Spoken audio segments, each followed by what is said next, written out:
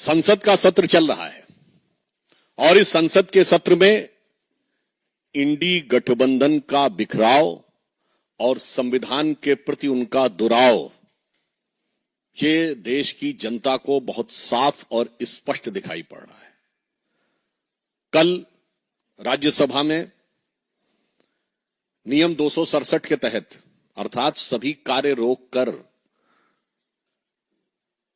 कोई मुद्दा डिस्कस किया जाए, इसके तहत 42 नोटिस आए थे और महत्वपूर्ण बात यह है कि 9 अलग अलग विषयों के लिए आए थे। इंडी गठबंधन के किसी भी दल ने, किसी 2 दलों ने एक विषय के लिए नहीं दिया था, जबकि बहुत बात समझी जा सकती है। फर्स्ट एंड फॉरमोस्ट एक ही विषय हो सकता है। यह स्पष्ट था कि कांग्रेस पार्टी जो अपना एजेंडा लेके चल रही थी, इंडी गठबंधन के बाकी दलों ने अपनी राह खुद तय कर ली।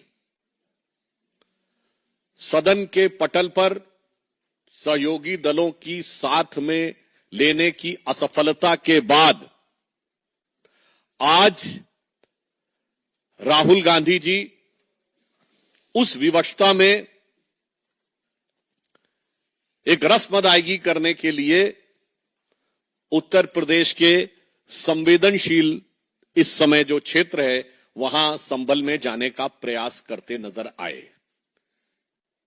यहां मैं कहना चाहूंगा कि समाजवादी पार्टी के वरिष्ठ नेता प्रोफेसर राम गोपाल यादव जी ने यह कहा है कि कांग्रेस औपचारिकता निभा रही है। मैं उनके बयान में को थोड़ा अलग रूप में कहना चाहूंगा कि कांग्रेस औपचारिकता नहीं, विवशता निभा रही है। और इससे बहुत स्पष्ट है, और विवशता इसलिए है कि इस मुद्दे पर न कांग्रेस के किसी नेता ने कभी कुछ बोला, न लिखा, न कुछ किया, और आज अचानक ऐसा प्रतीत होता है कि सिर्फ मीडिया आकर्षण पाने के लिए उन्होंने इंडी गठबंधन को साथ न रख पाने की छटपटाहट में यह कार्य किया है।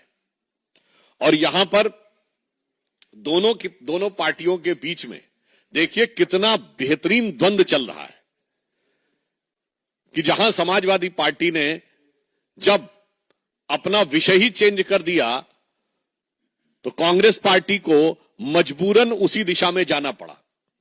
शायद कांग्रेस को लगा होगा कि सपा ने हमसे ज्यादा माइलेज ले लिया है, तो कांग्रेस को लगा होगा हम तो बड़ी पार्टी हैं, हमारे पास बड़े बड़े कई नेता हैं, हम अगर कोई ऐसा कार्य करें जिसमें बेहतर फोटो आप दिखेगा तो मीडिया माइलेज हम ज्यादा ले सकते हैं। तो इसलिए यह प्रतीत होता है कि दोनों पार्टियों के बीच हो रही अपने कोर वोट बैंक की प्रतिस्पर्धा से प्रेरित यह प्रयास है। इसमें कांग्रेस पार्टी की तरफ से कोई संवेदनशीलता या कोई सहानुभूति का तत्व दिखाई नहीं पड़ता है। और यह बात मैं इस आधार पर कहता हूं, श्री राहुल गांधी जी, आप नेता प्रतिपक्ष हैं। अगर नेता प्रतिपक्ष हैं तो देश में कहीं भी हुई घटना के ऊपर आपका नजरिया निष्पक्ष होना चाहिए, पक्षपाती नहीं होना चाहिए। और कम से कम आपकी पार्टी के द्वारा शासित राज्यों में तो आपकी नेता प्रतिपक्ष की प्रभावकता, और कांग्रेस पार्टी के तो आप अघोषित रूप से नंबर 1 नेता कई सालों से हैं, वो तो साफ दिखाई पड़नी चाहिए थी। परंतु हम पूछना चाहेंगे कि इंडी गठबंधन के शासित राज्यों में 18 जून 2024 को तमिलनाडु में अवैध शराब की त्रासदी में जो हृदय विदारक कांड हुआ था, क्या राहुल गांधी जी वहां पर गए थे? फरवरी 2024 में पश्चिम बंगाल का संदेश खाली की वह दुर्दांत घटना जो शायद महिलाओं के साथ हुए अत्याचार और दमन, दोनों अत्याचार और उसके बाद उसका दमन, उसमें भारत के इतिहास की सबसे खौफनाक घटनाओं में से एक है। क्या राहुल गांधी जी आपकी संवेदना जागी थी? 6 जुलाई 24 को बहुजन समाज पार्टी के एक कार्यकर्ता की हत्या हुई थी तमिलनाडु में, तो क्या आपकी संवेदना जागी थी? हिमाचल में आपकी सरकार है, 2023 में वहां प्राकृतिक आपदा आई, क्या आपकी संवेदना जागी थी और आप वहां लोगों से मिलने गए थे? इसी वर्ष 9 अगस्त 2024 को कोलकाता के आरजीकर कॉलेज की वो घटना जो हम सब के मानस पटल पर एक गंभीर जख्म छोड़ के गई है, मैं पूछना चाहता हूं कि आपकी संवेदना वहां पर नहीं जागी थी?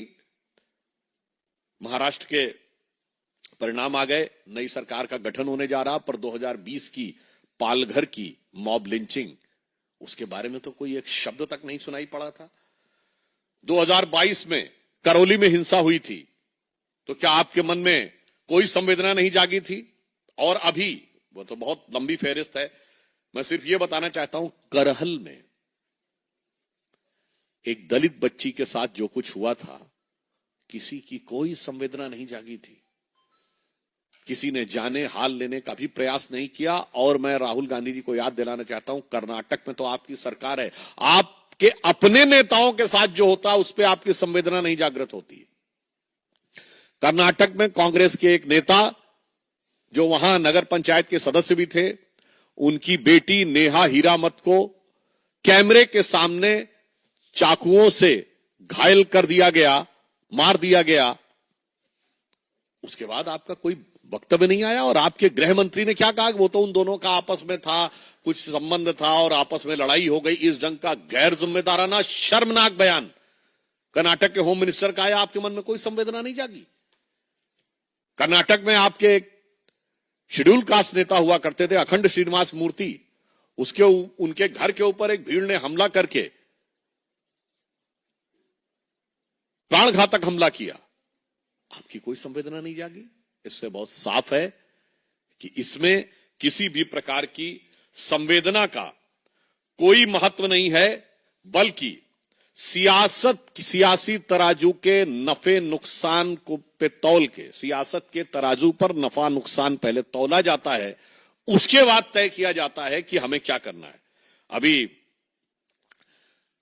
प्रियंका जी का भी यह बयान आया। अब तो मुझे यह भी लग रहा है कि भाई प्रतिस्पर्धा इंडी गठबंधन में ही है कि कांग्रेस पार्टी में भी अब दो ध्रुव हो गए हैं। एक जमाने में यूनिपोलर पॉलिटिक्स हुआ करती थी देश की, और बीजेपी ने बाईपोलर कर दिया है। मुझे लग रहा है कांग्रेस के अंदर भी बाईपोलर पॉलिटिक्स का एक नया युग का सूत्रपात होने वाला है।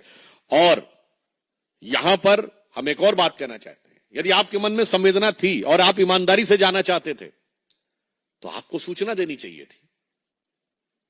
और पुनः मैं कहूं, श्री राहुल गांधी जी के पास Z+ विद ASL सिक्योरिटी है। ASL का फुल फॉर्म, ये वो सिक्योरिटी है जो देश के गृह मंत्री के पास है, देश के रक्षा मंत्री के पास है। ASL का मतलब होता है एडवांस सिक्योरिटी लाइसेंसिंग। इस सुरक्षा का व्यक्ति, ये प्रधानमंत्री के बाद सर्वोच्च स्तर की सुरक्षा है। इस प्रकार की सुरक्षा के व्यक्ति को जहां जाना होता है, एडवांस में वो प्रोग्राम बताया जाता है, एडवांस में वहां पर पुलिस की टीम पहुंचती है और उस जगह को सैनिटाइज करती है और उसके बाद क्लियरेंस देती है। तो ना तो आपके दिल की भावना थी जाने की, और ना आपने औपचारिक रूप से जो आपका दायित्व और सुरक्षा, उन दोनों के हिसाब से भी आपने जाने की मंशा नहीं की, एक रस्म अदायगी की और उसके उपरांत लौटकर आ गए। तो मुझे लगता है कि कांग्रेस पार्टी का ये जो सो कॉल्ड यात्रा थी, ये इंडी गठबंधन की आपसी प्रतिस्पर्धा के भाव से अधिक प्रेरित थी, जो इंडी गठबंधन के भिन्न भिन्न दलों में अपने उस कोर वोटर को अपने कब्जे में रखने की छटपटाहट से प्रेरित है। वो मूल वोट जिस कारण से इंडी गठबंधन एक हुआ है, उस पे कब्जे की ये छटपटाहट है। इसमें जनता के लिए संवेदना कहीं दिखाई नहीं पड़ती। दूसरा विषय, मैं एक महत्वपूर्ण और गंभीर विषय कहना चाहूंगा कि पंजाब में जब से आम आदमी पार्टी की सरकार आई है, आर्थिक स्थिति खस्ताहाल होती चली जा रही है और वहां पर अपराध और कानून की स्थिति निरंतर समस्याजनक होती जा रही है। आने के साथ ही हत्याओं का सिलसिला और अपराधियों के हौसले बढ़ने का जो सिलसिला शुरू हुआ, जो शायद मैं सिर्फ 2 घटनाओं का उल्लेख करता हूं जो कभी किसी भी दौर में पंजाब में नहीं हुआ, कि पुलिस के एक ऑफिस के ऊपर हमला करके लोगों को छुड़वा लिया जाए, ये आम आदमी पार्टी की सरकार के बीच में हुआ। और आज पवित्र स्वर्ण मंदिर के द्वार के ऊपर गोली चलना और एक पूर्व मुख्यमंत्री और पार्टी के अध्यक्ष रहे, उनके ऊपर हमले का प्रयास दर्शाता है कि पंजाब में स्थिति किस सीमा तक पहुंच गई है। और इसका मुख्य कारण यह है कि आम आदमी पार्टी में एक अंदरूनी खींचतान चल रही है। पंजाब की सरकार ये ऐसा मीडिया में जो जानकारी और जो जन सामान्य में जानकारी है, इस कारण से दिल्ली के एक प्रकार से अभी भी जो एक्चुअल मुख्यमंत्री कहे जाते हैं, नॉन ऑफिशियल, क्योंकि राहुल गांधी जी ने कहा था वो नॉन ऑफिशियल एमपी हैं और यहां नॉन ऑफिशियल सीएम है, और जो ऑफिशियल सीएम है अब पता नहीं उनके बीच में क्या है, मुझे लग रहा है इसलिए उनका ध्यान वहां शासन प्रशासन पे नहीं है बल्कि आपसी खींचातानी में है, और इस कारण से पंजाब की जनता को इस दुख और कष्ट का सामना करना पड़ रहा है। और इस दरमियान पंजाब में आर्थिक स्थिति क्या हो रही है, मैं आप लोगों को यह बताना चाहूंगा कि पंजाब में 2021-22 में 23,000 कुछ करोड़ रुपए का इन्वेस्टमेंट आया था, जो पिछले साल 3,400 कुछ करोड़ रुपए का जो बिजनेस का इन्वेस्टमेंट आया है। एक मीडिया में प्रकाशित खबर के अनुसार 80% से अधिक की गिरावट आई है।